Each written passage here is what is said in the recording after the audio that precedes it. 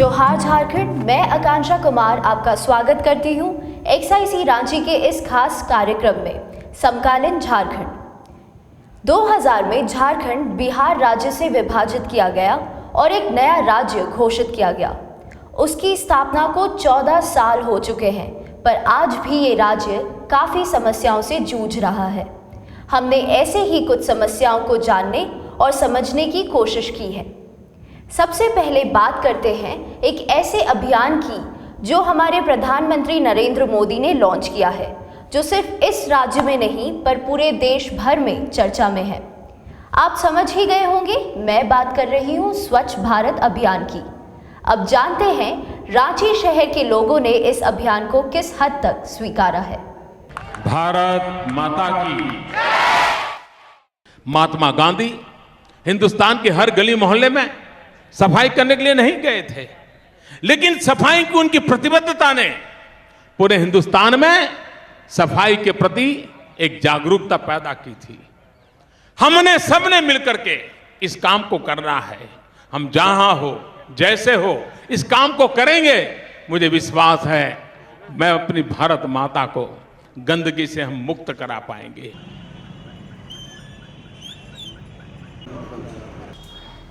देखिए, साफ सफाई रांची नगर निगम का प्रमुख का कार्य है जो वर्षों से चलते आया है और हम लोग हमेशा इस पर काम करते हैं।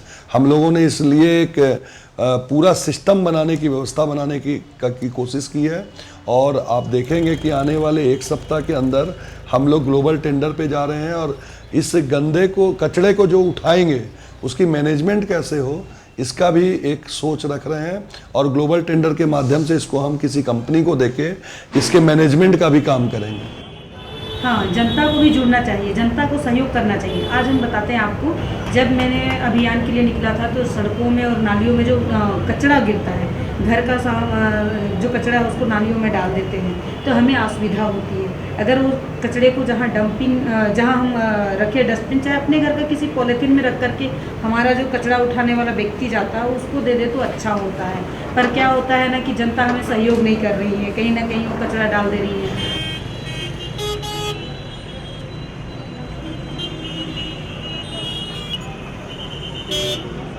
1 से 1.5 महीने के अंदर हम लोग रांची शहर के विभिन्न सड़कों में और स्लम्स में 17 शौचालय बनाने जा रहे हैं। अभी मैं दिल्ली भी गया था 3 दिन पूर्व। सुलभ इंटरनेशनल के द्वारा बनाए गए शौचालयों का पूरा रूपरेखा देख के आया हूँ और उसको कैसे यहाँ इम्प्लीमेंट हम अच्छे ढंग से कर पाएंगे, इसके लिए एक रूपरेखा बनाने का काम चल रहा है। और हमारा प्रयास रहेगा कि रांची में सबसे पहले तो जिन स्कूलों में शौचालय नहीं है उसमें शौचालय का निर्माण, जहाँ स्लम्स में शौचालय नहीं है वहाँ शौचालय का निर्माण, प्लस विभिन्न सड़कों में यूरिनल्स का अभाव है और हमारा प्रयास रहेगा कि रांची शहर के सभी प्रमुख सड़कों पर यूरिनल्स का निर्माण। कर रही थी उसमें मैं थी भी नहीं और A to Z जो काम किया वो संतोषजनक नहीं रहा और शायद उनको क्या हुआ, कोई कंपनियां आती है तो अपना लाभ कमाने के लिए आती है, अगर उनको लाभ ना मिला हो तो भाग गया होगा। मैं इसके बारे में कुछ नहीं कहना चाहती, मेरे समय भी नहीं था, मैं जानती भी नहीं उनके बारे में। अभी जिन्फ्रा आ रही है, हमारा अगले बार से जिन्फ्रा काम करेगी। वेस्ट मैनेजमेंट में किचन का वेस्ट है उसके लिए क्या हो सकता है, डिस्पोजल जो है प्लास्टिक डिस्पोजल उसके कैसे किनारे करके उसको रिसाइकल करके हम नया सामग्री बना सकते हैं। मान लिया आपके पास जो कचरे हैं उसके रिफाइन करके अगर आपके पास में खाद बनता है तो उस खाद को भी आप बना सकते हैं।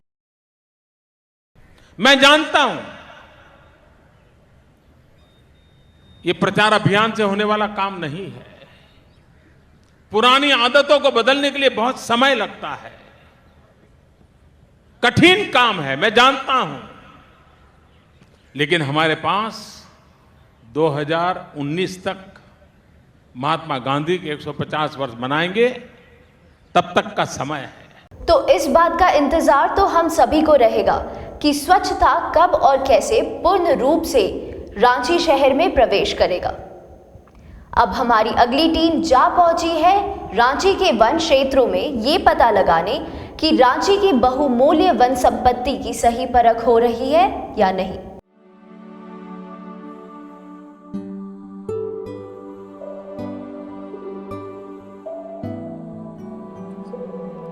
झारखंड पूर्वी भारत का एक ऐसा राज्य है जिसकी हरियाली और वन क्षेत्र उसकी पहचान बन चुकी है। यह प्रदेश हमारे देश की 29% वन संपदा का घर है। इन जंगलों में लाह और सखुआ भारी मात्रा में उपलब्ध हैं, जिस पर झारखंड प्रदेश की एक बड़ी आबादी निर्भर है। झारखंड प्रदेश हमारे देश का 39% लाह उत्पादित करता है। लाह यहाँ का एक प्रमुख वन उत्पाद होने के कारण कई गांवों के सभी घरों की आय का प्रमुख जरिया है। हम लोग का 28 परिवार है, 2 टोला मिलके हम लोग लगभग सभी परिवार में लाह उत्पादन हो रहा है। लाह हम लोग पेड़ को पहले कटिंग करते हैं, उसके बाद डाली तैयार हो जाता है, उस 1 मीटर आसपास का डाली, उसके बाद उसमें लाह चढ़ाते हैं और 6 महीने का क्रॉप है लाह। लाह के उत्पादन के बाद उसे इन डालियों से तोड़ लिया जाता है, मगर प्रोसेसिंग प्लांट्स के अभाव में किसानों को ये लाह कम दरों पर बेचना पड़ता है। लाह उत्पादन तो कर लेते हैं, लेकिन बेचने के लिए हम लोग को माने वैसा व्यवस्था नहीं है जो कि बाहर दूसरा राज्य हम लोग भेज सके विहीन लाह के रूप में। तो मैन्युफैक्चरिंग यूनिट में कुछ ऐसे मशीन जो मैन्युफैक्चर करने के लिए जो आवश्यक है, उस मशीन को लगाया जा सकता है, जिससे कि वैल्यू एडेड उनको फ़ायदा हो, उसका वैल्यू एडिशन हो जाए और उसमें इनका प्रॉफिट शेयरिंग कोऑपरेटिव के थ्रू ग्रामीणों का रहे, जिससे कि दोनों लाभान्वित हो जाए। अगर हम चोरी बना के लाही को अगर बेचेंगे तो 250 का डबल 500 मिलेगा। लाह के समान सखुआ भी एक महत्वपूर्ण वन उत्पाद है, जिसकी मदद से किसान ही नहीं बल्कि राज्य का काफ़ी मुनाफा हो सकता है। साल लीफ से जो पैकेट के रूप में लोकल ग्राम के लेवल पर बाजार या हाट में देखिएगा कि पैकेज है जो कि बायोडिग्रेडेबल मटेरियल है। साल का पत्ता से पत्तल बनता है, वो दोना बनता है, ये सब महिलाएं मने बना करके बाजार में बेचती हैं। साल सीड का महत्व, साल सीड की उपयोगिता और साल सीड का रेट, ये दोनों गांव वाले को बताना सबसे ज़्यादा जरूरी है। इसका फल में इसको ऐसे ही बेकार बर्बाद हो जाता है, गिरता है, सड़ जाता है। इसको पता नहीं है कि देहात का आदमी को कि इसको कहाँ बेचेंगे और क्या रेट मिलेगा। किंतु सही जानकारी के अभाव में किसान इसे ना तो सही जगह पर बेच पाते हैं, ना ही सही दर पर। ये तो एक्स्ट्रा कमाई है, लगभग मोटा मोटी महीने भर में 500-600 रुपया का बेचती है पत्ता उता से। सरकार एवं किसानों के बीच सही तालमेल से हम इन उत्पादनों को बढ़ावा दे सकते हैं, जिनसे राज्य एवं इन पर निर्धारित जनजातियों के जीवन स्तर को गुणात्मक तौर पे बढ़ाया जा सकता है।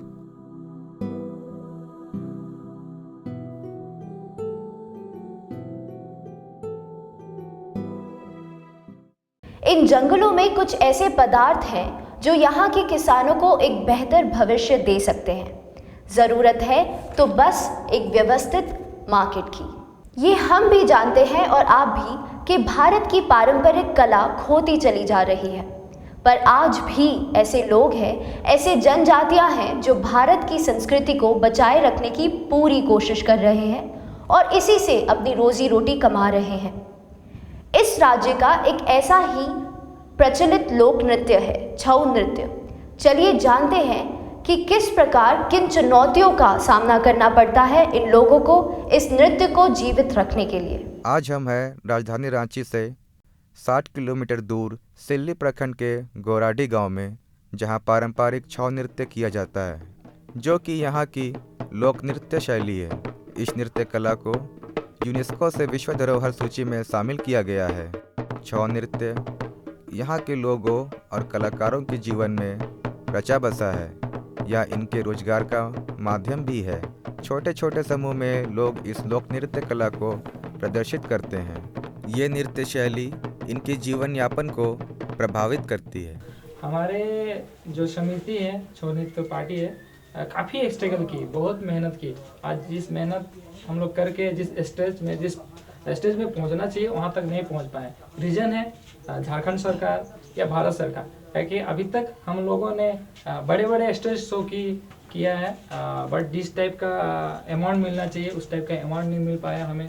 इस नृत्य कला में पोशाक का खास महत्व होता है, जो कि हाथों का बना होता है। मुखौटों पर खास ध्यान दिया जाता है। स्थानीय कलाकार या खुद बनाते हैं या इन्हें बंगाल से खरीदना पड़ता है। इस कला की खासियत है कि ये सीजनल होता है, साल के 15-20 दिन ही काम मिलता है, बाकी के समय वैकल्पिक काम ढूंढना पड़ता है। कलाकारों को नृत्य के अलावा मजदूरी भी करनी पड़ती है। कला को प्रदर्शित कर जो धनराशि प्राप्त होती है वो पर्याप्त नहीं है। कमाई होता है मतलब मान लीजिए 8,000 10,000 में हम जाते हैं हम लोग, तो उसमें से हम लोग का बाहर से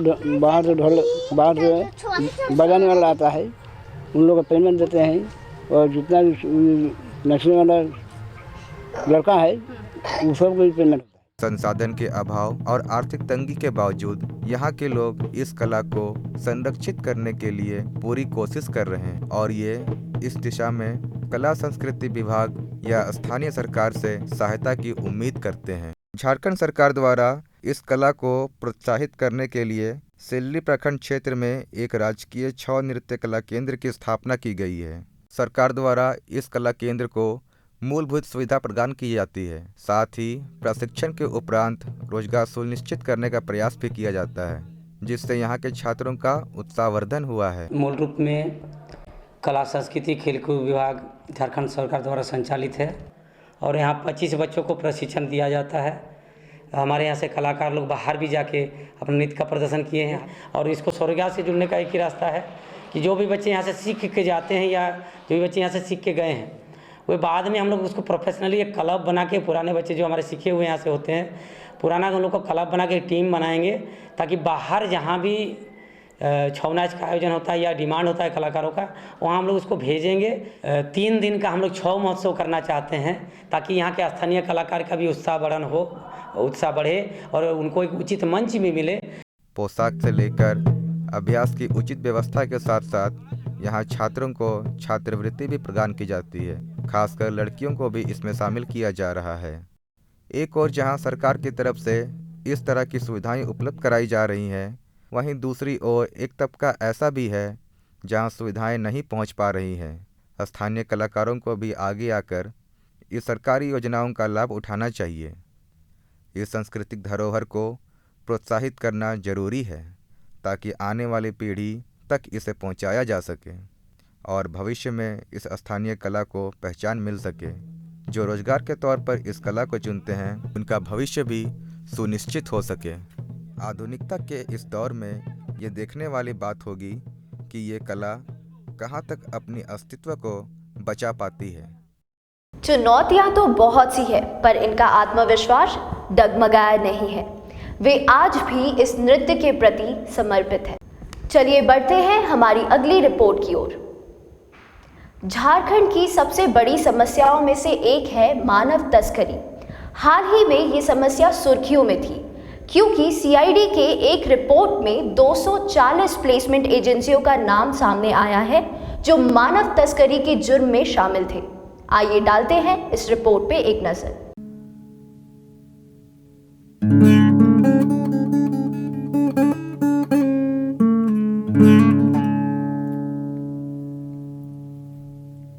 झारखंड में करीब 40,000 लड़कियां हर साल मानव तस्करी का शिकार बनती है। रोजगार की उम्मीद में निकली इन लड़कियों का जीवन कैसा होगा वो उन्हें खरीदने वाला तय करता है। अब एक रिक्शा चालक आए थे मेरे घर में और बोले कि एक काम करने के लिए लड़की चाहिए बोले। फिर मेरा माँ से बात हुआ और रिक्शा चालक से। उसके बाद मेरा माँ और उस रिक्शा चालक ने आके लालपुर जगह वाला घर पे हमको लाके छोड़ दिए जहाँ हमको काम करना था। काम उम किए। उसके बाद की छोटी बेटी और उसका दामाद आए दिल्ली से और वो लोग हमको बिना बताए दिल्ली लेके गए जबकि हम जाना भी नहीं चाहते थे। छोटी छोटी बात में हमको डांटते थे, मारते थे, आदिवासी नीच गंवार कह के हमको टॉर्चर करते थे। कुछ गलती हो जाने पर झाड़ू लेके मारती थी, बैट लेके मारती थी और खाना पीना भी नहीं देती थी, भूखे काम करवाती थी हमको। So human trafficking is defined basically as forced migration of people, including women and children, and of course men of any age. And the placement agencies play a very dubious role in this. मानव तस्करी के इस चक्रव्यूह को कायम रखने में हाथ है कई ऐसी एजेंसीज का जो खुद को प्लेसमेंट सेंटर्स बताती है कि कोई लड़की लोग कभी किसी माँ बाप को नहीं बताए हैं। माँ बाप को नहीं बताए हैं तो वो लोग तो खोज रहे हैं कि लड़की कहाँ गई। By last count, there were really 300 or at least 250 plus placement agencies doing just this. लेकिन CID खुद मानती है कि इस बात का सामान्यीकरण करना गलत होगा। कई ऐसी प्लेसमेंट एजेंसीज भी है जो लोगों को रोजगार देने में मदद करती है।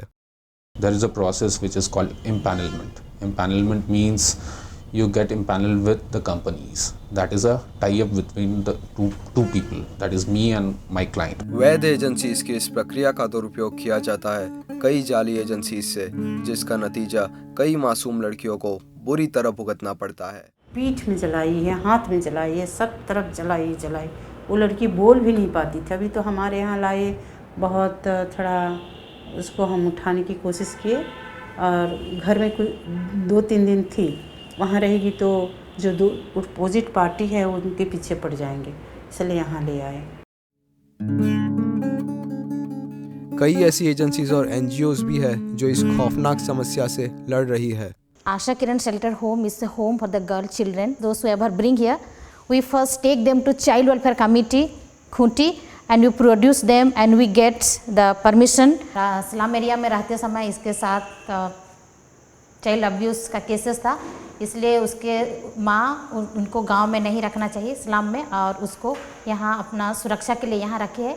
और ये अभी KG में पढ़ाई कर रही है। कि अभी सिलाई सीखने वाला काम करती हूँ, मफलर बनाना, रुमाल बनाना, जैसे हार माला बनाना, रुमाल में फूल बनाना। और यहाँ रह के बहुत अच्छा लगता है। यहाँ जो सहेली लोग, फ्रेंड लोग मिले हैं, वो लोग भी बहुत अच्छे से बात करते हैं और सिस्टर लोग भी बहुत मतलब प्यार करते हैं, मानते हैं। सबको यहाँ रह के बहुत अच्छा खुशी लगता है।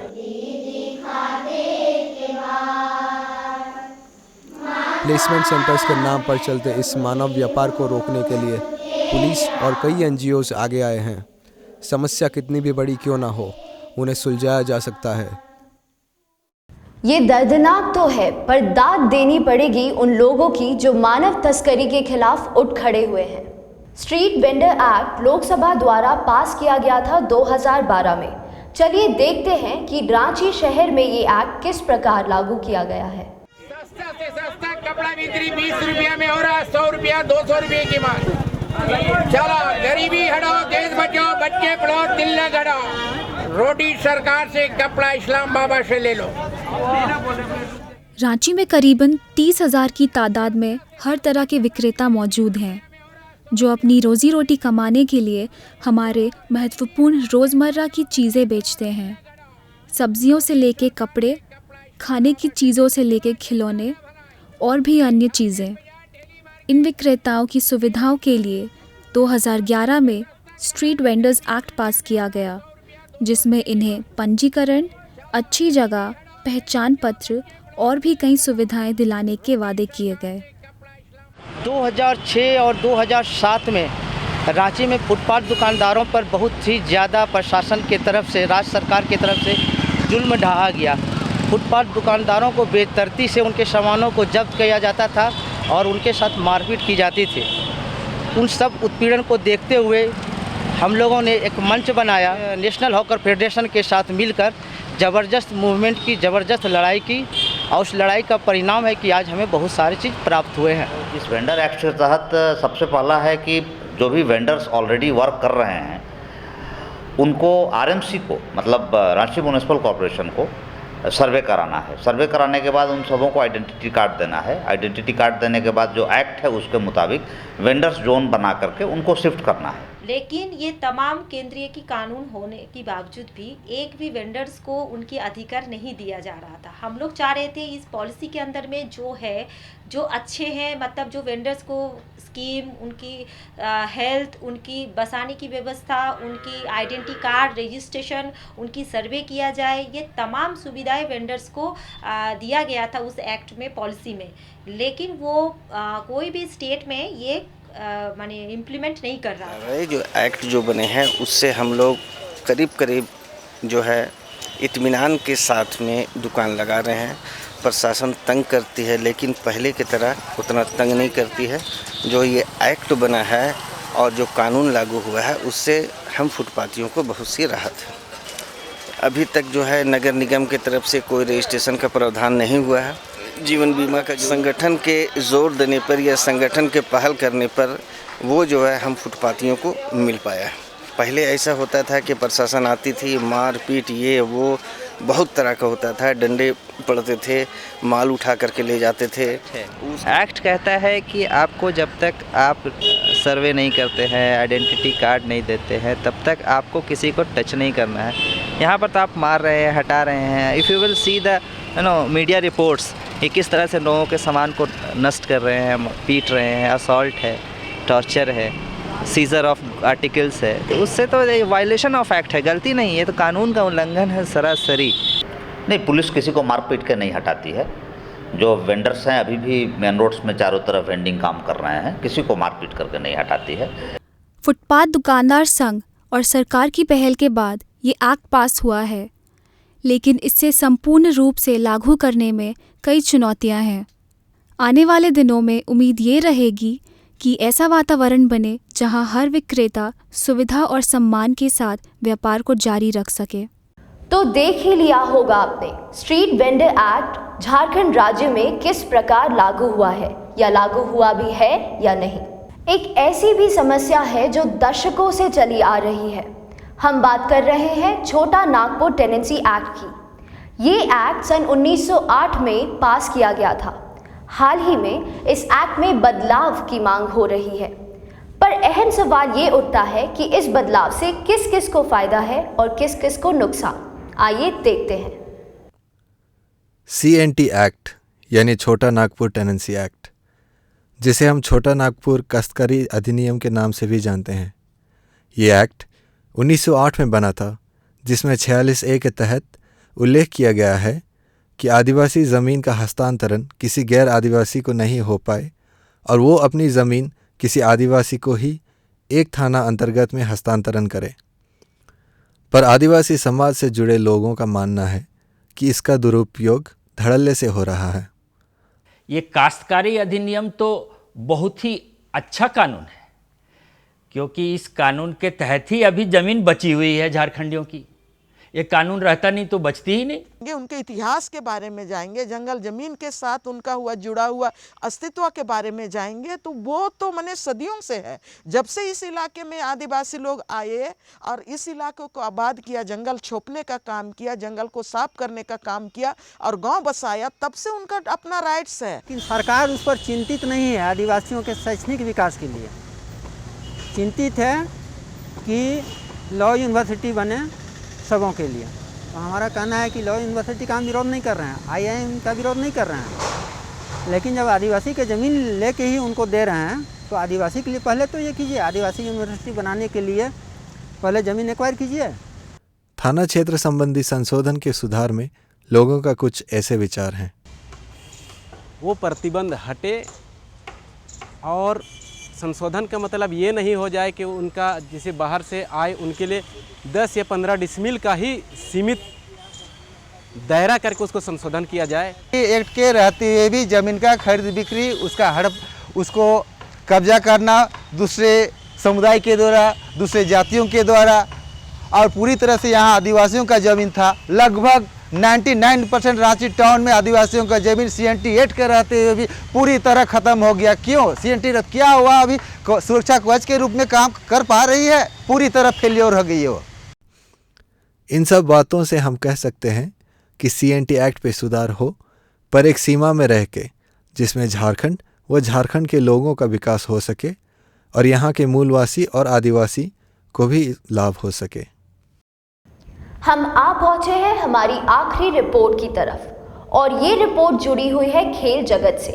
हमारी इस टीम ने पता लगाने की कोशिश की है कि किस तरह इस राज्य में खेल के विकास के लिए प्रयास किए जा रहे हैं। आइए देखते हैं।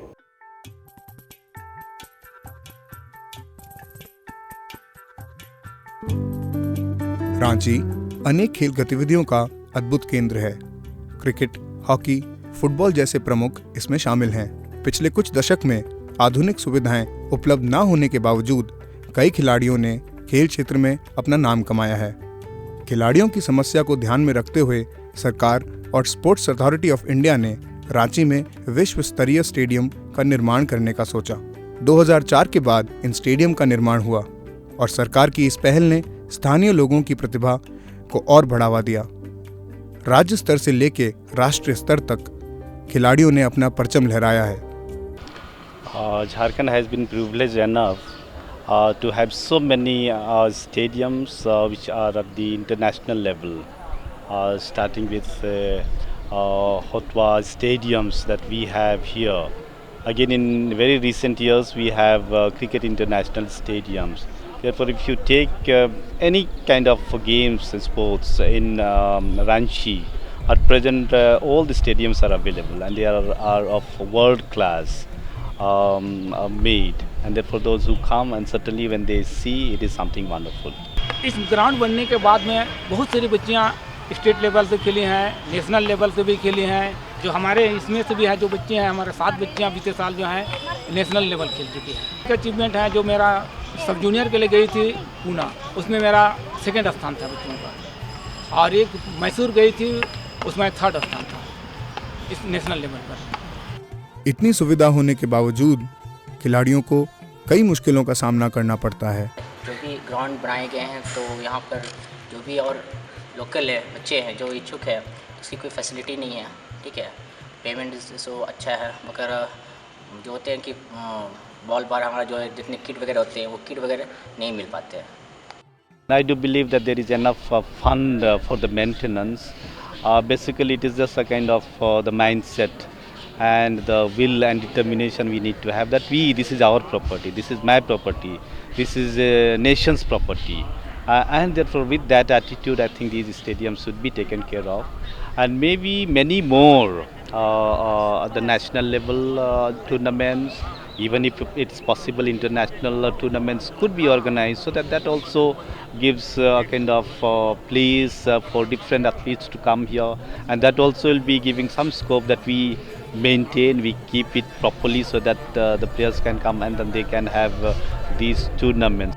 खेल संस्थानों के बढ़ने से निश्चित रूप से खेल के क्षेत्र में बदलाव आया है और खिलाड़ियों को नई ऊंचाइयों पे पहुंचाया है, पर खेल को उसके जगह पे कायम रखने के लिए खेल संस्थानों को यह काम अधिक प्रेरणा और उत्साह से जारी रखना होगा। तो देखा हमने किस प्रकार झारखंड राज्य अनेक सी चुनौतियों से घिरा हुआ है, पर ऐसे भी लोग हैं जो इनसे लड़ रहे हैं। 14 वर्ष बीत चुके हैं। कोशिश रहेगी कि आने वाले समय में झारखंड देश के विकसित राज्यों की श्रेणी में अंकित हो जाए। जोहार।